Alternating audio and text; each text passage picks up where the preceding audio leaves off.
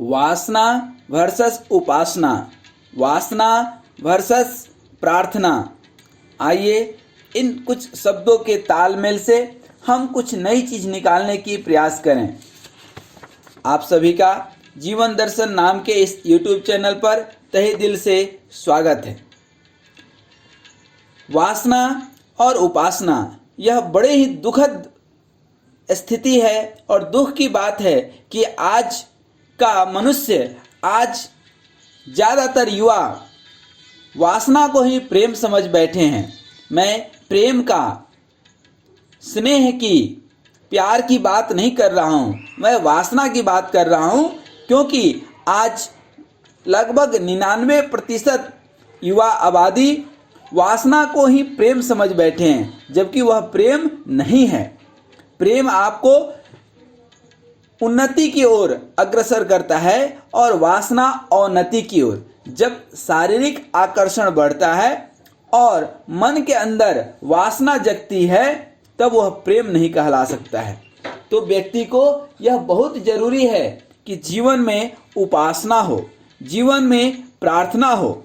अब होता क्या है, देखिए, पीछे जो है इस वासना का प्यास कभी ना आज तक किसी का बुझा है और न ही बुझेगा। वासना हमेशा क्षणिक होता है, हमेशा क्षणिक सुख देता है और बीच में थोड़ा सा मजा देता है और बाद में पछतावा देता है।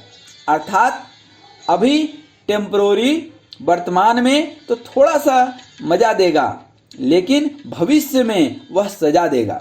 जबकि उपासना अभी भी आपको आनंद देगा, बाद में भी आपको आनंद देगा और हमेशा आनंद देते रहेगा।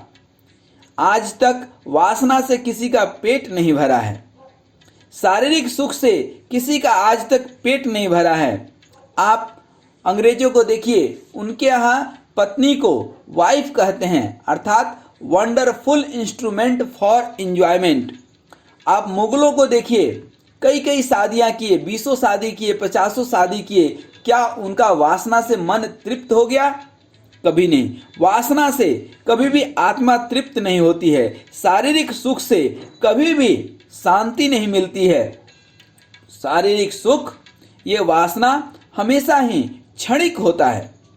आप देखिए, नवरात्र में गरबा लोग खेलते हैं, वह अर्धनग्न अश्लीलता का प्रतीक सिर्फ शारीरिक आकर्षण है। उदाहरण के तौर पर तो राधा और कृष्ण को जो है वह शामिल कर लेते हैं, लेकिन राधा और कृष्ण को वे समझ नहीं पाते हैं। उन दोनों के बीच एक प्रेम था, जबकि हम लोग जो गरबा में देखते हैं वह वासना है।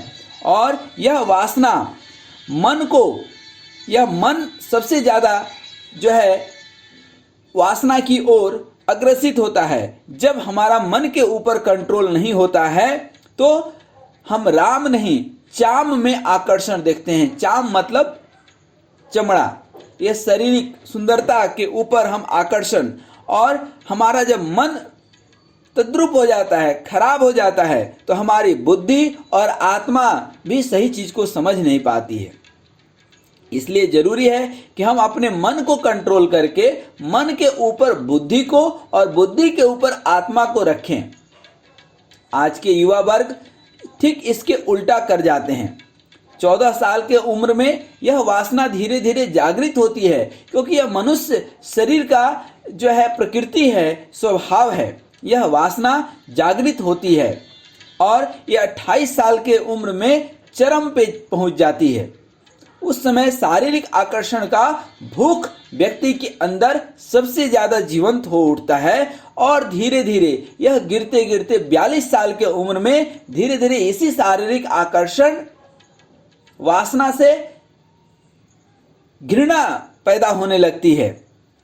तो यह 14 से 42 साल के बीच का जो उम्र है, या 14 से 41 साल का उम्र, यह सबसे ज़्यादा जरूरी है कि हम अपने मन को किस तरह से नियंत्रित रखें और थोड़ा सा वासना को छोड़ करके उपासना के तरफ अग्रसित हों।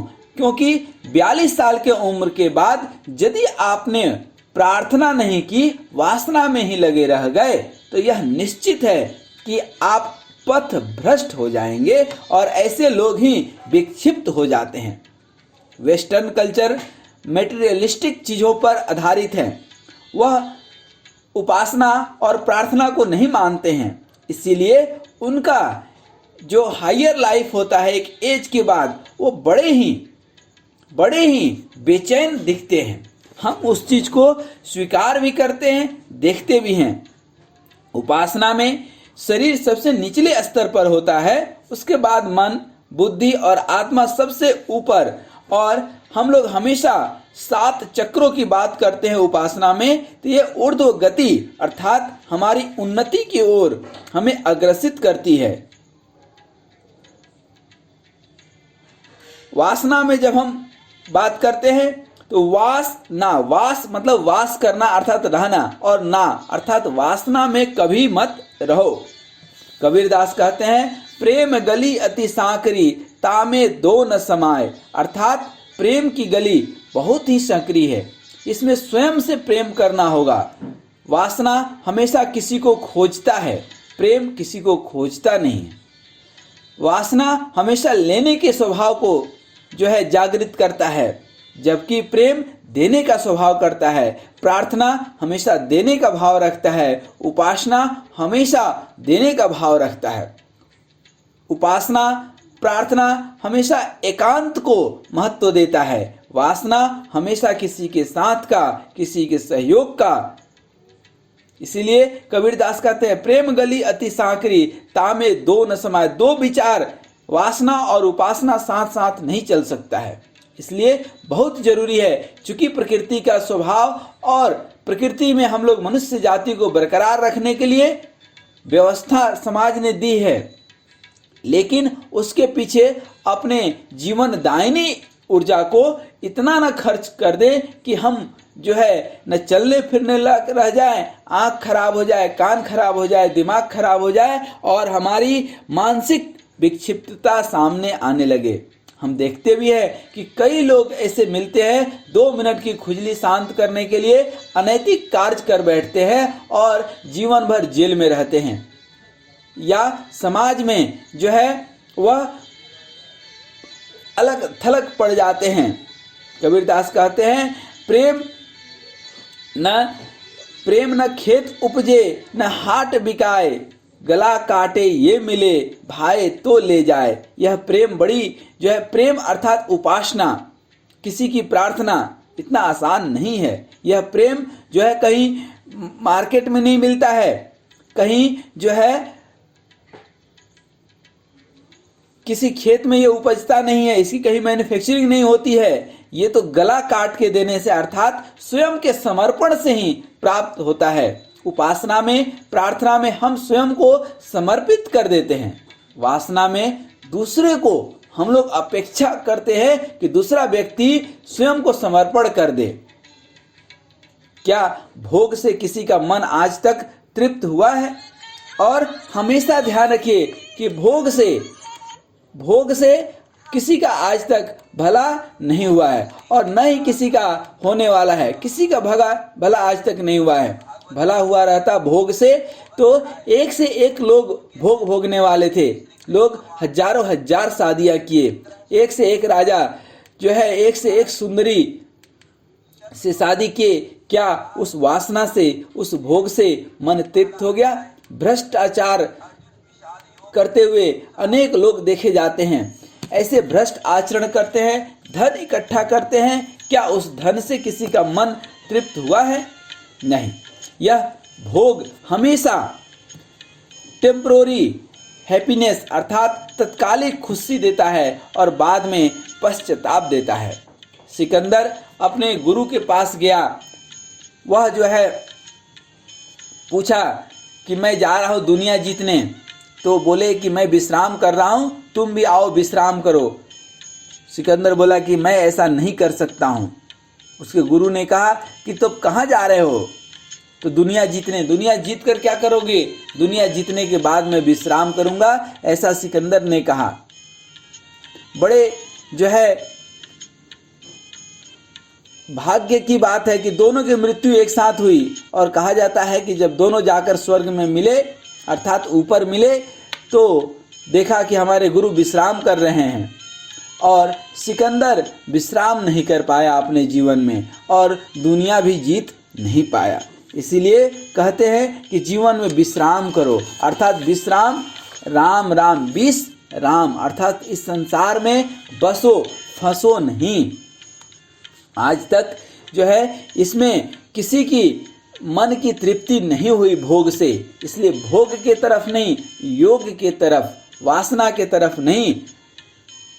और इस वासना से मन कभी नहीं भर सकता है, क्योंकि प्रकृति की व्यवस्था है कि जब बैल गाय के ऊपर चढ़ेगा तो गाय का कोई वश नहीं है, सृजन वहाँ पे काम करती है। हाँ, अब कई सारे कृत्रिम चीज़ें आ चुकी है कि कितने भी संभोग के बाद नया जीवन अवतरित नहीं होता है, परंतु यह किसी के हाथ में नहीं है।